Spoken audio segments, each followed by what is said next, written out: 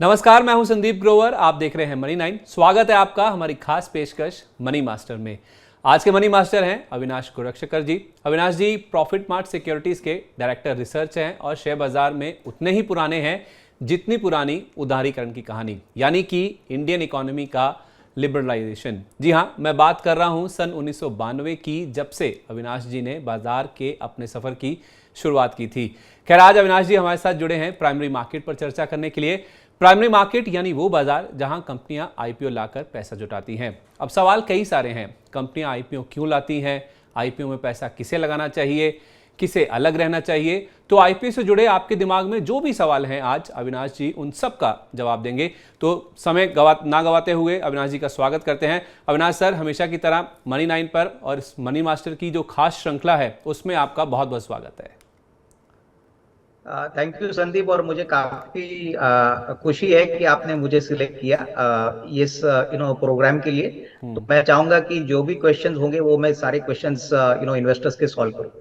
बिल्कुल सर, और हमारी कोशिश यही रहती है इस खास श्रृंखला के जरिए कि हम जो बेसिक सवाल होते हैं किसी भी शेयर बाजार में, जब निवेश की रणनीति हम बनाते हैं तो उससे जुड़ी कुछ जो बेसिक बातें होती हैं, जैसे आज हमने प्राइमरी मार्केट का मुद्दा उठाया है, तो उससे जुड़े जो कुछ बहुत ही बेसिक सवाल होते हैं उनके जवाब हम अपने एक्सपर्ट से लेने की कोशिश करते हैं। तो मैं एक बेसिक सवाल से ही शुरुआत करता हूँ सर, कि आईपीओ क्या होते हैं और कंपनियां आखिरकार क्यों आईपीओ लाती हैं?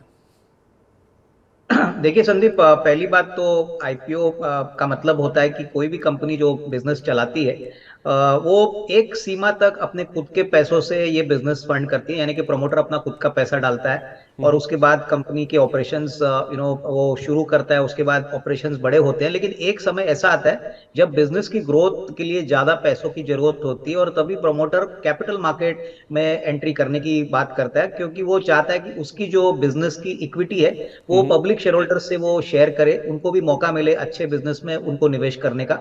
तो उस प्रोसेस को हम इनिशियल पब्लिक ऑफर यानी आईपीओ बोलते हैं। अभी दूसरा एक जो मेथड है आईपीओ का, वो बेसिकली ऑफर फॉर सेल है। काफी ऐसी कंपनीज है जहां पे प्रमोटर्स ने बहुत मेहनत से बिजनेस का बढ़ाया है और वो चाहते हैं कि प्रमोटर्स की उनके खुद के शेयर्स भी वो बाजार में लिस्ट करे, उसकी वैल्यूएशन उनको मिले और उसको ऑफर फॉर सेल मिलता है। इसमें एक ही फर्क होता है संदीप, कि वो जो पैसा ऑफर का सेल का होता है वो डायरेक्टली प्रमोटर्स के जेब में जाता है, कंपनी के फाइनेंशियल अकाउंट्स में नहीं जाता।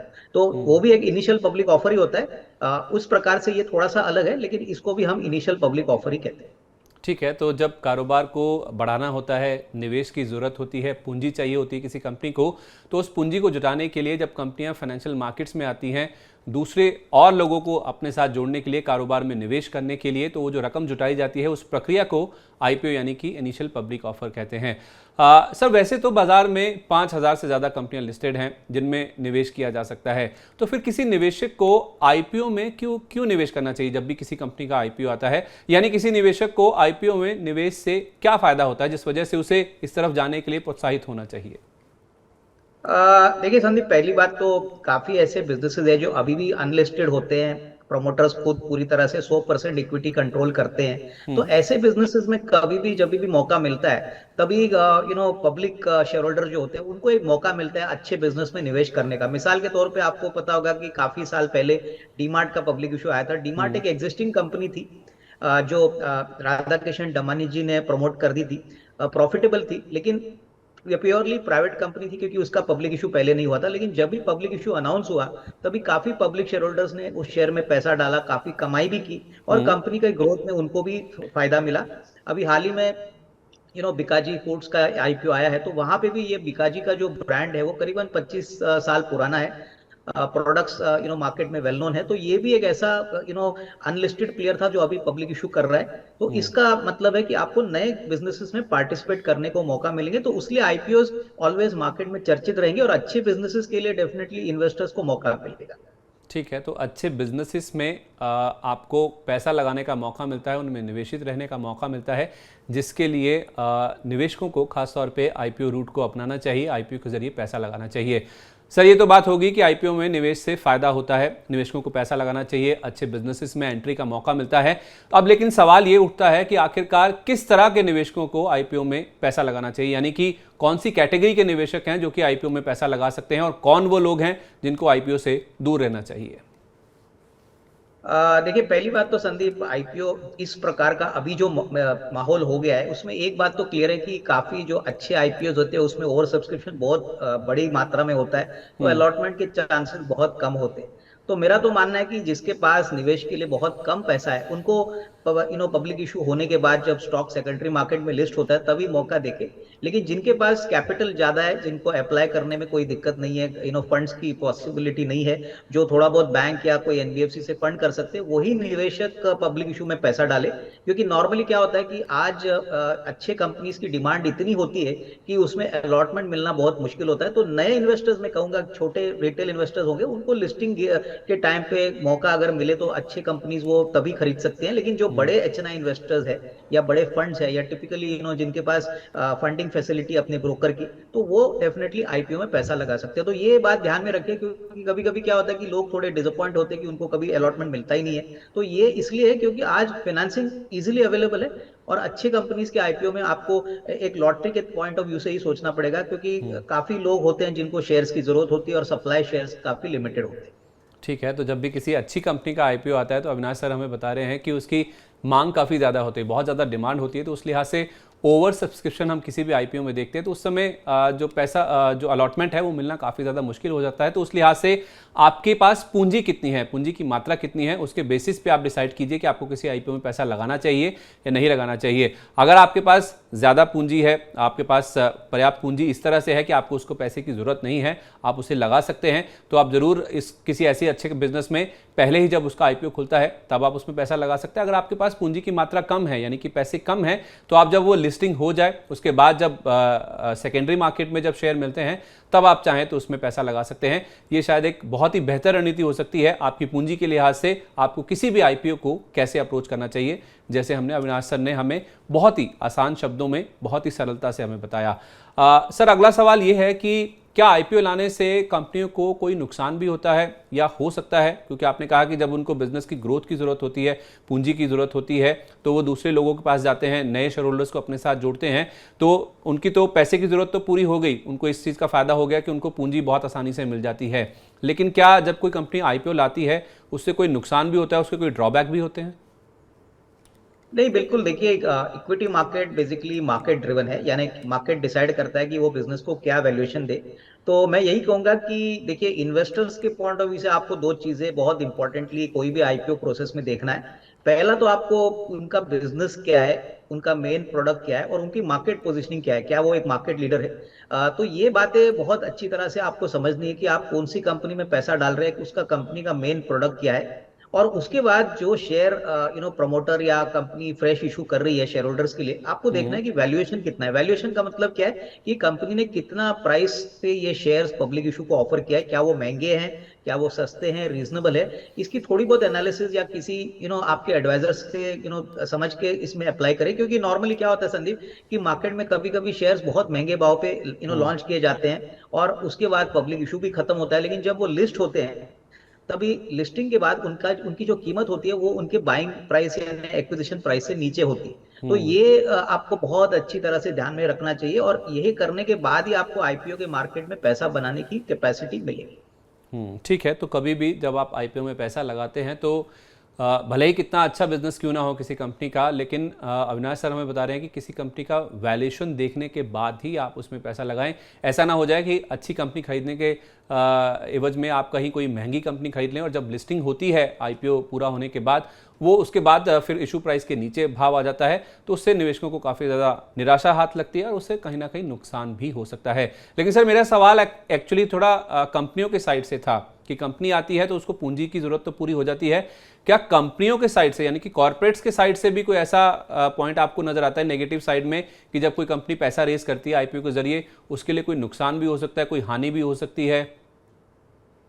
नहीं, बिल्कुल। देखिए संदीप, जो कंपनी बड़े प्रीमियम पे पैसा उठाती है और उसके बाद जब लिस्टिंग होती है और शेयर लिस्टिंग प्राइस से नीचे गिरता है, तो हम्म। उनके लिए बहुत बड़ी दिक्कत होती है अपने निवेशकों को फेस करने के लिए। अभी हाँ हाँ। मिसाल के तौर पे आप पेटीएम की बात करें या फिर पॉलिसी बाजार की बात करें, तो ये सारे जो कंपनीज है ये पहले से हमको पता है कि ये अभी भी कैश बर्न कर रही है, कामकाजी मुनाफा भी नहीं कमा रही है, लेकिन फिर भी इन्होंने बहुत महंगे भाव पे शेयर्स को प्लेस किया है, नॉट हम्म। ओनली रिटेल के लिए बट इंस्टीट्यूशनल इन्वेस्टर्स के लिए। तो ऐसी कंपनीज में प्रमोटर के ऊपर और मैनेजमेंट टीम के ऊपर बहुत प्रेशर होता है कि वो जल्द से जल्द परफॉर्मेंस अच्छा दिखाए और शेयर का जो प्राइस है वो कम से कम उनके ब्रेक इवन पॉइंट पे आए। तो हम्म। ये हम सभी जानते हैं कि सारे मैनेजमेंट्स अभी बहुत ही कॉशियस है, हम्म। कोई भी प्रोजेक्टेड नंबर तो देते नहीं है, लेकिन जो परफॉर्मेंस आता है वहां पे सबकी नजरें बहुत ज्यादा होती है। आई थिंक मिसाल के तौर पे अभी पेटीएम ने बहुत समय तक लॉस किया था, उनके मैनेजमेंट ने कहा है कि सितंबर 23 तक वो कामकाजी मुनाफा कमाएंगे। अभी ये इसलिए हुआ है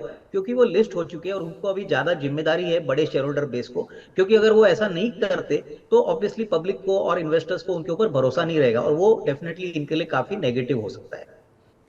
ओके, तो जब कोई भी कंपनी बाजार में आती है, पैसा जुटाती है, तो उसकी एक मंशा तो पूरी हो जाती है कि उसे ग्रोथ के लिए कैपिटल यानी कि पूंजी की जो आपूर्ति है वो तो हो जाती है, लेकिन उसके साथ साथ प्रबंधन के ऊपर जो प्रेशर है परफॉर्म करने का, शेयर का जो प्राइस होता है, जिस दाम पे आईपीओ आता है उसके ऊपर रखने की, वो कहीं ना कहीं बढ़ जाती है। तो उस लिहाज से देखा जाए कंपनी के लिए एक खामियाजा ये है कि उनके ऊपर जो दबाव है, प्रेशर है जो प्रबंधन के ऊपर परफॉर्मेंस वाइज और शेयर प्राइस को ऊपर रखने की, इशू प्राइस के, वो कहीं ना कहीं बढ़ जाती है।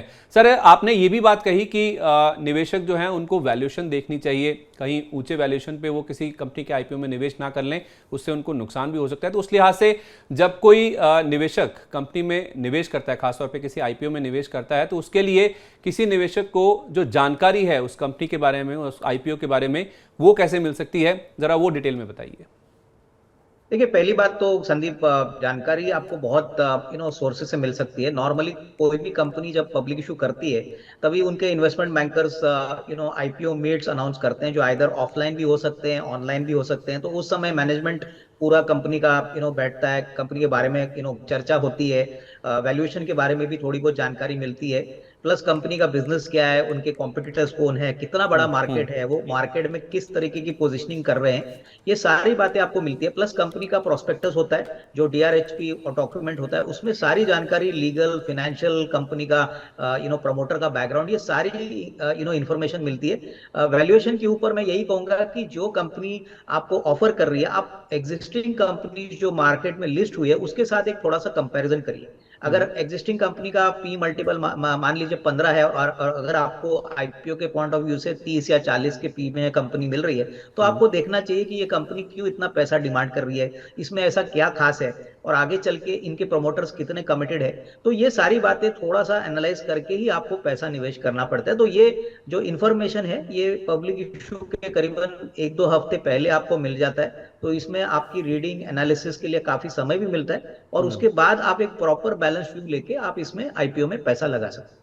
ठीक है सर, एक इनफैक्ट और छोटा सा क्वेश्चन मेरे दिमाग में ये भी आ रहा है, जब आपने कहा कि जब भी आप किसी कंपनी में निवेश करते हैं तो डीआरएचपी में आपको ये जानकारी मिलती है कि बाकी कंपनियों की तुलना में वो कंपनी कैसा परफॉर्म कर रही है, उसके वैल्यूएशन किस तरह के हैं। कुछ कंपनियां ऐसी भी होती हैं जो कि नीश सेगमेंट में होती है, यानी कि वो अपने सेगमेंट में एकमात्र कंपनी होती है, या तो फिर पहली कंपनी होती है जो इस पर्टिकुलर सेगमेंट से बाजार में लिस्ट हो रही होती है। अगर वो कंपनी ऐसी है कि भारत में यानी कि घरेलू मार्केट में जहां वो लिस्ट हो रही है वहां पे वो एकमात्र कंपनी है जो कि अपने कारोबार में, अपने सेगमेंट में ऑपरेट करती है, तो क्या उस केस में फिर ऐसा भी हो सकता है कि विदेशी कंपनियां जो हैं इसी सेम सेगमेंट में ऑपरेट करती हैं, उनसे भी उसकी तुलना की जा सकती है? नहीं, बिल्कुल संदीप, आपने सही कहा कि देखिए, ऐसे कंपनी जो नीश प्रोडक्ट्स में काम करती है, या मान लीजिए जो मोनोपोली बिजनेसेस में काम करते हैं, वहां पे आप ग्लोबल कंपैरिजन करके एक मोटा मोटी आप एक कंपैरिजन कर सकते हो। लेकिन दूसरी जो इंपॉर्टेंट बात आपको समझनी है कि आपको प्रमोटर के ऊपर कितना भरोसा है, क्योंकि देखिए जो भी बिजनेस होता है वो प्रमोटर ड्रिवन होता है। अगर प्रमोटर में क्रेडिबिलिटी है, ट्रैक रिकॉर्ड अच्छा है, और अगर वो कमिटेड है, तो मेरे ख्याल से इन्वेस्टर्स को कहीं ना कहीं थोड़ा सा भरोसा प्रमोटर के ऊपर भी लगाना चाहिए, क्योंकि कभी कभी क्या होता है कि नंबर, सारे आंकड़े आपको मिलते नहीं है। नंबर्स पब्लिक इशू के बाद जब क्वार्टरली रिजल्ट आता है, परफॉर्मेंस आती है, तभी आपको मिलते हैं। तो पब्लिक इशू के टाइम पे थोड़ा सा अंदाजा और थोड़ा सा अगर आप प्रमोटर के ऊपर दाव लगाते हो, तो हो सकता है कि आपको अच्छा निवेश का मौका मिल सकता है, क्योंकि सारी बातें प्रोस्पेक्टस में या प्रेजेंटेशन में लीगली सेबी अलाउ नहीं करता। तो फ्यूचर के अच्छा। बारे में तो बिल्कुल कोई इंफॉर्मेशन मिलती नहीं है, तो आपको जो एग्जिस्टिंग डेटा है उसी के ऊपर आपको डिसीजन लेना है। ठीक है, तो आपने एक बहुत ही अच्छी बात, बहुत ही अहम बात ये बताई हमें कि जब आप किसी कंपनी में निवेश करने वाले होते हैं, कोई आईपीओ आता है, तो उसका प्रमोटर क्या है, प्रमोटर का ट्रैक रिकॉर्ड किस तरह का है, एक्सपीरियंस किस तरह का है, उसके ऊपर भी आपको कहीं ना कहीं दाव लगाना चाहिए। उस पर भी आप बेट कर सकते हैं कि आपकी जो आप किसी कंपनी में जब निवेश करते हैं तो हो सकता है कि वो काफ़ी ज़्यादा प्रॉफिटेबल रहे।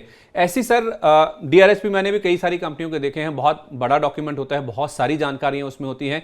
किन्हीं किन्हीं केसेस में तो मैंने देखा है कि डीआरएचपी 400 से 500 पेज के भी होते हैं। आपने एक पॉइंट जो मेंशन किया प्रमोटर का है, ऐसा ही डीआरएचपी में ऐसी कौन सी अहम बातें हैं, कौन सी ऐसी जानकारी हैं जिनको एटलीस्ट कम से कम निवेश करने से पहले किसी निवेशक को देख लेना चाहिए? देखिए, पहली बात तो प्रोस्पेक्टस काफी बड़ा होता है, इसमें कोई डाउट नहीं संदीप, मैं भी मानता हूँ 400-500 पेजेस की होती है, तो नॉर्मली रिटेल इन्वेस्टर्स को ये पढ़ना बहुत मुश्किल वाली बात होती है। तो मैं इनको एक बहुत सिंपल तरीका बताता हूँ कि आप सिर्फ उनके बिजनेस और उनके जो इंडस्ट्री के बारे में जो सेक्शन होता है वो पहले पढ़ लीजिए। उसके बाद उनकी फाइनेंशियल परफॉर्मेंस जो पिछले 4-5 सालों का होता है वो देख लीजिए। और उसमें एक बात देख लीजिए कि इसमें कंपनी ने के प्रमोटर्स ने कितने शेयर्स बोनस में अपने आप को दिए हैं, क्योंकि नॉर्मली क्या होता है कि जो अच्छा बिजनेस होता है पब्लिक इशू के पहले प्रमोटर्स अपने आप को अच्छी बोनस इशू से रिवॉर्ड करते हैं, क्योंकि वो लीगली पॉसिबल होता है। और उसके बाद जो कंपटीशन है, यानी जो पेयर कंपैरिजन है, उसके ऊपर आपको ध्यान देना चाहिए कि पेयर कंपैरिजन में कितना मुनाफे का मार्जिन है, कितना बिजनेस हो रहा है। और ये सब देखने के बाद आपको एक मोटा मोटी अंदाजा आएगा कि कंपनी किस प्रकार का बिजनेस कर रही है, कौन से इंडस्ट्री में काम कर रही है, और किस प्रकार की वैल्यूएशन डिमांड कर रही है, और उनका पिछले 5 साल का ट्रैक रिकॉर्ड कैसा है। देखिए, नंबर्स अगर खराब है, अगर लॉस मेकिंग है, और कोई कंपनी बड़ा पैसा लेने की बात कर रही है, तो मुझे लग रहा है कि ऐसे आईपीओ को तो आपको छोड़ना चाहिए। पब्लिक इशू के बाद आपको मौका मिलेगा उसको खरीदने के लिए। डेफिनेटली ऐसे जो न्यू एज आईपीओ है, जैसे कि पेटीएम हो गया, पॉलिसी बाजार हो गया, हमने देखा है कि बहुत सारे निवेशक अभी भी फंसे हुए हैं, क्योंकि इनके पास कोई प्रॉफिट नाम का कोई आंकड़ा ही नहीं था। तो ये बिल्कुल। सारी चीजें अगर आप देखोगे तो मुझे लग रहा है कि आईपीओ बहुत अच्छा और आसान तरीका होगा आपको इक्विटी में पैसा बनाने के। ठीक है, तो सर आपने पहले शुरुआत करी प्रमोटर से कि किसी कंपनी का जो प्रमोटर है उसको आप देख लीजिए किस बिजनेस में है, किस इंडस्ट्री में वो ऑपरेट कर रही हैं। डीआरएचपी में इसके बारे में पूरी जानकारी दी होती है। फिर उसके बाद जो फाइनेंशियल ट्रैक रिकॉर्ड यानी कि जो वित्तीय स्थिति है, वित्तीय प्रदर्शन किस तरह का है, खासतौर पे पिछले 4-5 साल का प्रदर्शन किस तरह का रहा है उस कंपनी का, ये कुछ ऐसी मोटी मोटी चीज़ें हैं जिनको आप डीआरएचपी में देख सकते हैं और उसके बाद आप चाहें तो किसी कंपनी में आप निवेश कर सकते हैं। अब मैं सर इसको थोड़ा रिवर्स कर देता हूं, यानी कि किसी आईपीओ में निवेश करने वक्त वो कौन सी ऐसी बातें हैं जिनको डीआरएचपी में देखकर किसी निवेशक को उस आईपीओ से दूर रहने के साफ संकेत मिलते हैं। यानी कि ऐसी बातें कुछ बताइए डीआरएचपी में जो अगर किसी को दिख जाए तो फिर उस आईपीओ से बिल्कुल दूर रहना चाहिए, किनारा कर लेना चाहिए। देखिए, पहली बात तो मैं यही कहूंगा कि कोई भी बिजनेस में हम जब पैसा लगाते हैं, कोई रिटेल इन्वेस्टर पैसा लगाते हैं, तो वो पहले तो प्रॉफिटेबल बिजनेस होना चाहिए। अगर कोई बिजनेस लगातार 5 साल से घाटा कर रही है और वो भी कामकाजी घाटा कर रही है, तो मेरे ख्याल से ये कंफर्टेबल फीलिंग आपको बिल्कुल देगा नहीं। ऐसे कंपनी से बिल्कुल दूर रहिए। और ठीक है। दूसरी जो इंपॉर्टेंट बात है कि जो भी आईपीओ आता है उसमें आप कितना कर्जा कंपनी उठाती है। देखिए, नया प्रोजेक्ट के लिए कभी कभी इक्विटी और डेट दोनों का मिश्रण होता है, तो इक्विटी के साथ कंपनी ये भी बताती है कि वो कितना डेट फंडिंग करने वाली है। तो अगर कर्जा कंटिन्यूसली बढ़ रहा है, उसकी प्रोपोर्शन बढ़ रही है, तो ये भी डेफिनेटली चिंता की बात है। और सबसे बड़ी बात जो इंपॉर्टेंट पैरामीटर्स होता है कि इस कंपनी में रेवेन्यू ग्रोथ कितना आ रहा है। अगर मान लीजिए रेवेन्यू ग्रोथ मुश्किल से 10% भी हर साल दिख नहीं रहा है, तो उसका मतलब है कि ये बिजनेस इतना ज्यादा चला नहीं है और आगे भी इसकी कोई ग्रोथ पॉसिबिलिटी नहीं है। तो ये 2-3 चीजें हैं जहां पे आपको मोटा मोटी अंदाजा आएगा कि प्रमोटर एक अच्छा क्वालिटी बिजनेस प्रेजेंट कर रहा है या एक बहुत ही मामूली बिजनेस आपको प्रेजेंट कर रहा है। और उसके बाद आपको वैल्यूएशन का आंकड़ा देखना है। वैल्यूएशन अगर बहुत एक्सपेंसिव है, तो ऐसी कंपनीज में बिल्कुल इन्वेस्ट मत करिए। स्पेशली न्यू एज कंपनीज की मैं बात कर रहा हूँ, क्योंकि अभी सारे न्यू एज कंपनीज डाउन है। जब पब्लिक इशू आया था तभी काफी लोगों ने बड़ी बड़ी बातें की थी और इंटरनेट की बिजनेस के बारे में बोला था, लेकिन ये कुछ हासिल नहीं हुआ है, तो इसलिए काफी लोगों ने अपने हाथ जलाए। तो ये सारी बातें आपको देखनी चाहिए।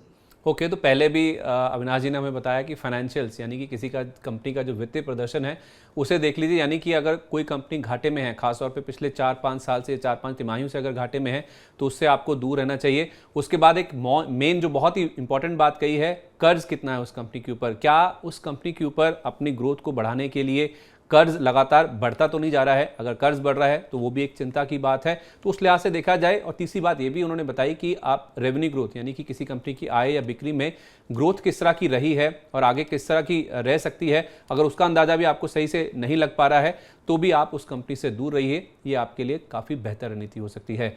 सर, अगर किसी आईपीओ में कंपनी का प्रमोटर मान लीजिए बड़ी हिस्सेदारी बेच रहा हो, या आईपीओ के बाद प्रमोटर का किसी कंपनी में हिस्सा घटकर 50% या उससे नीचे आ जाए, तो उसे कैसे समझना चाहिए? क्या उन कंपनियों में पैसा लगाना चाहिए? ये कोई ऐसा थंब रूल है कि किसी प्रमोटर की एक कंपनी में 50% से ज़्यादा हिस्सेदारी होनी चाहिए, उसी में आपको ज़्यादा कॉन्फिडेंस करना है? नहीं, बिल्कुल। देखिए संदीप, बहुत सारे जो आईपीओ आते हैं वहां पे पोस्ट पब्लिक ऑफर का एक परसेंटेज आता है, यानी पब्लिक इशू के पहले प्रमोटर का जो एक्सपोजर होता है और उसके बाद तो नॉर्मली 55-60% का अगर प्रमोटर का होल्डिंग पब्लिक इशू के बाद होता है तो वो मार्केट को बहुत कॉन्फिडेंस देता है, क्योंकि वो दिखाता है कि कितना खुद का पैसा प्रमोटर कंपनी में डाल रहा है। अगर मान लीजिए कल कोई कंपनी का आईपीओ आता है और वहां पे पब्लिक इशू के बाद उसका प्रमोटर का जो शेयर है वो मुश्किल से 20-25% होता है, तो ऐसी कंपनीज में पहले तो मार्केट को कॉन्फिडेंस नहीं होगा, क्योंकि वहां पे प्रमोटर का कमिटमेंट कम रहेगा। और दूसरी बात, अगर मान लीजिए कोई पी इन्वेस्टर है जिन्होंने कंपनी में 2-3 साल पहले पैसा लगाया और उसको बेचना है और उस कारण से शेयर होल्डिंग कम हो रही है मेरे ख्याल से जो प्रमोटर्स की, तो देन इस पॉइंट ऑफ व्यू से मैं समझता हूँ कि इसमें कोई फिक्र करने वाली बात नहीं, क्योंकि नॉर्मली पी इन्वेस्टर्स पैसा लगाते हैं जब पब्लिक इशू नहीं होता, प्राइवेट लिमिटेड कंपनी होती है, और पब्लिक इशू के टाइम पे वो भी अपना पैसा बुकआउट करते हैं। तो उस पॉइंट ऑफ व्यू से कोई खतरा नहीं है। लेकिन प्रमोटर अगर 50% के नीचे शुरुआत से ही पोस्ट पब्लिक ऑफर होता है तो ऐसी कंपनी से थोड़ा सा बच के रहना चाहिए।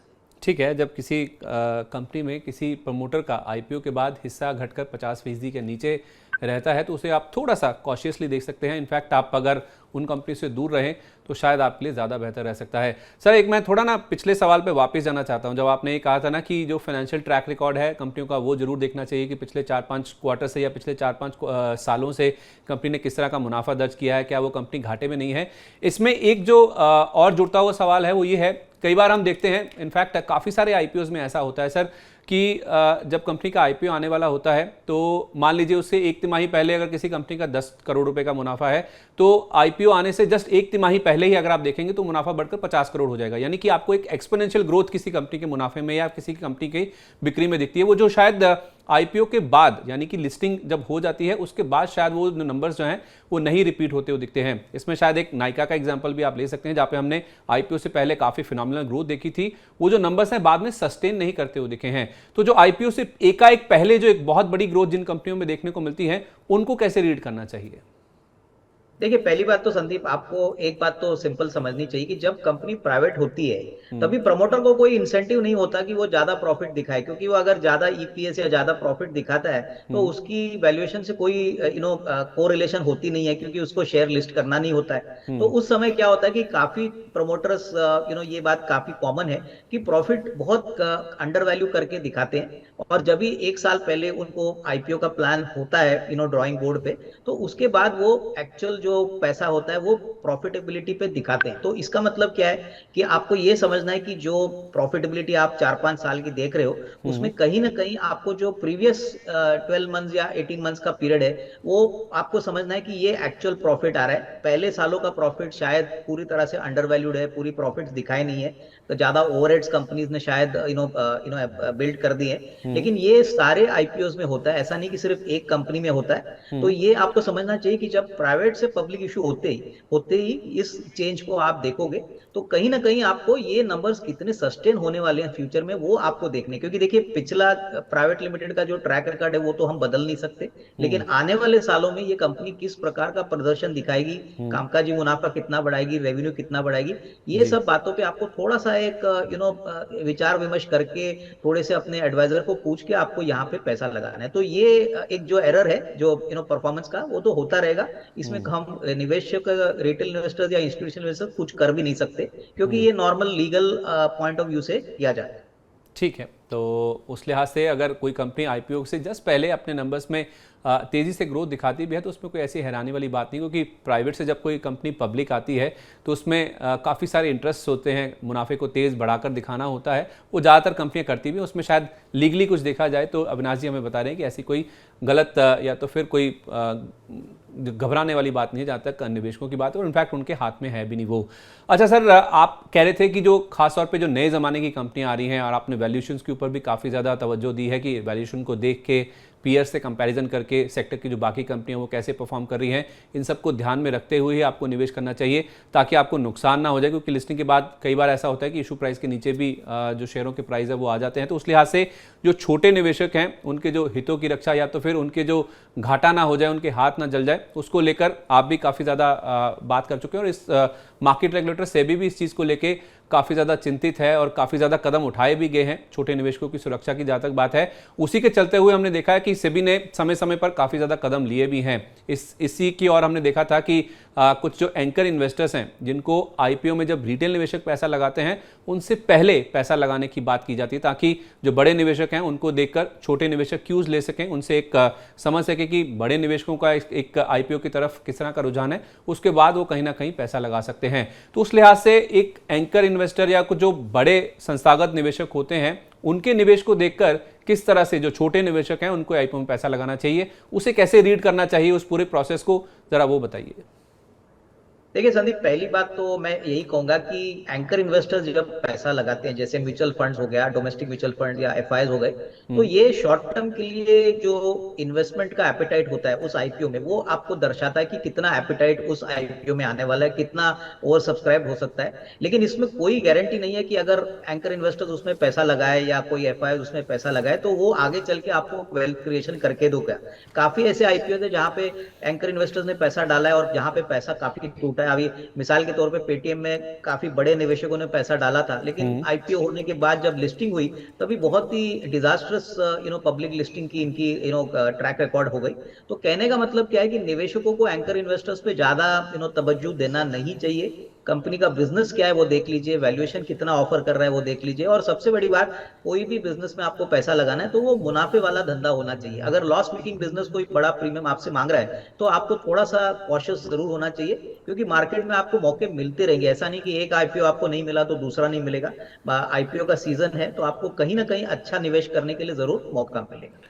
ठीक है, तो बड़े निवेशक, एंकर निवेशक किसी आईपीओ को लेकर किस तरह का रुझान रखते हैं, किस तरह का सब्सक्रिप्शन उनका आता है, उसके बेसिस पे आप भी आईपीओ में पैसा लगा सकते हैं। लेकिन वो केवल एकमात्र इंडिकेशन हो सकता है। हमें अविनाश जी बता रहे हैं अपनी खुद की स्टडी भी करनी चाहिए, कंपनी का बिजनेस मॉडल समझना चाहिए, उसके वैल्यूएशन किस तरह के हैं, और सबसे बड़ी बात, जैसे वो बार बार कह रहे हैं कि कोई कंपनी अगर मुनाफे में है यानी कि घाटे में नहीं है तो आप उस कंपनी के बिजनेस में पैसा लगाइए, तो आपके जो मुनाफा होने की गुंजाइश है वो कहीं ना कहीं बढ़ जाती है। सर, ये तो बात हो गई आईपीओ तक की। हमने आईपीओ के बारे में समझ लिया, आईपीओ में पैसा लगाने के बारे में, बड़े निवेशकों का रुझान किस तरह का है वो भी समझ लिया।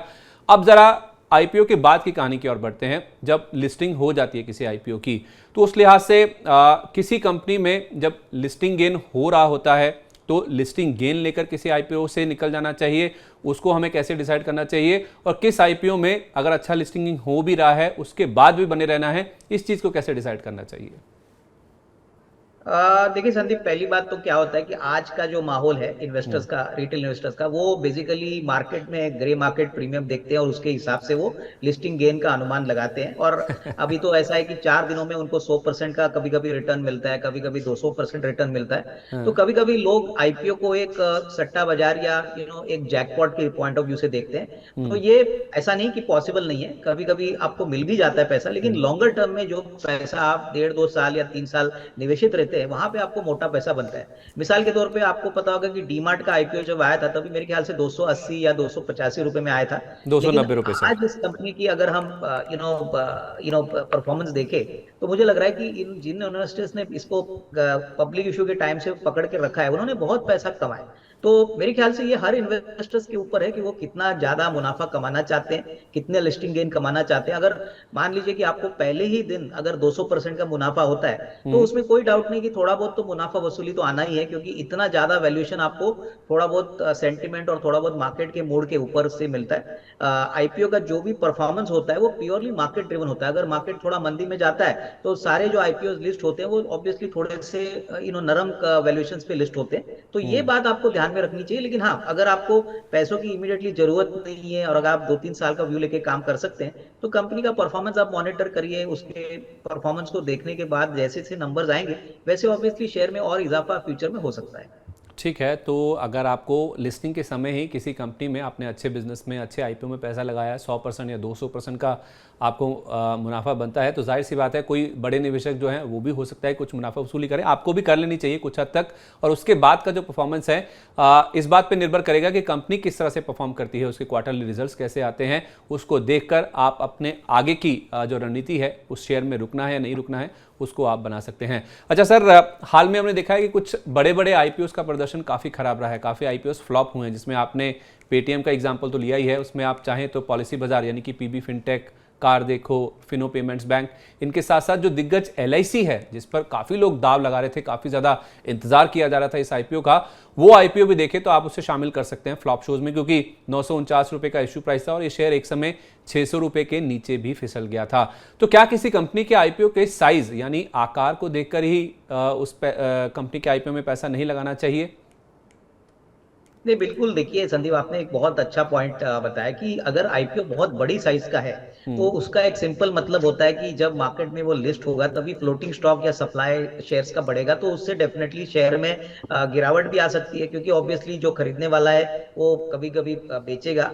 तो मेरे ख्याल से देखिए, मोस्ट इंपॉर्टेंटली जैसे मैंने कहा कि इक्विटी में जब भी आईपीओ आता है तभी मीडियम साइज आईपीओ में जब कोई भी निवेशक पैसा लगाता है तभी चांसेस पैसा बनाने का काफी ज्यादा होता है, क्योंकि वहां पे प्रमोटर की डायल्यूशन भी कम होती है, ओवरऑल आईपीओ का साइज भी छोटा होता है, और ऐसे बिजनेसेस ज्यादातर अपने खुद के कैश फ्लो से बिजनेस चलाते हैं। तो जहां पे बड़ा आईपीओ आता है, मेगा आईपीओ आता है, तो वहां पे थोड़ा सा बच के रहिए, क्योंकि नॉर्मली क्या होता है कि इनिशियली तो शेयर ऊपर खुलता है, लेकिन उसके बाद जैसे जैसे प्राइस बढ़ता है तभी ऊपर के लेवल पे मुनाफा वसूली आती है।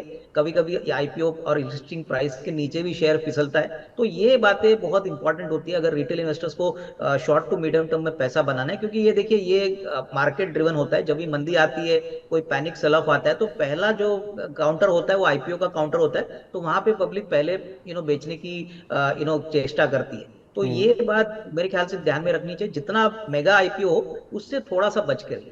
ठीक है, तो जब भी कोई बड़े साइज का आईपीओ आता है जिसमें आप पेटीएम को जोड़ सकते हैं, एलआईसी को जोड़ सकते हैं, तो वो जब बड़े साइज का आईपीओ आता है तो उससे अविनाश जी हमें कह रहे हैं कि रिटेल निवेशक यानी एक जो छोटा निवेशक होता है उसे खास तौर पे दूर ही रहना चाहिए। दो एग्जांपल हमारे पास ही हैं बड़े बड़े आईपीओ के, जिसमें पेटीएम और एलआईसी शामिल है। उसके बाद उन शेयरों का किस तरह का प्रदर्शन देखने को मिला है, तो उस लिहाज से देखा जाए एक बहुत ही अच्छी रणनीति और एक बहुत अच्छी सलाह जो आपके लिए निकल के सामने आई है वो ये है कि कोई आकार अगर आप देखें यानी कि साइज देखें आईपीओ का, जब बड़े आकार का बड़े साइज का आईपीओ आता है तो उस आईपीओ से आपको दूर ही रहना चाहिए, खासतौर पे रिटेल निवेशकों को, छोटे निवेशकों को, उससे आपका जो घाटा है वो होने के चांसेस कम हो जाते हैं। इसी के साथ अविनाश सर, आपका बहुत बहुत शुक्रिया मनी मास्टर की इस खास श्रृंखला में आज हमारे साथ जुड़ने के लिए, अपना समय देने के लिए और बहुत ही आसान तरीके से, बहुत ही आसान भाषा में प्राइमरी मार्केट्स व आईपीओ में निवेश के बारे में हमारे दर्शकों को सारी जानकारी देने के लिए थैंक यू।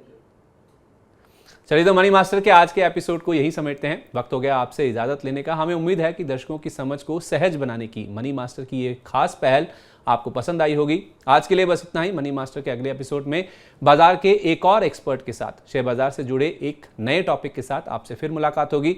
तब तक आप देखते रहिए मनी 9। नमस्कार।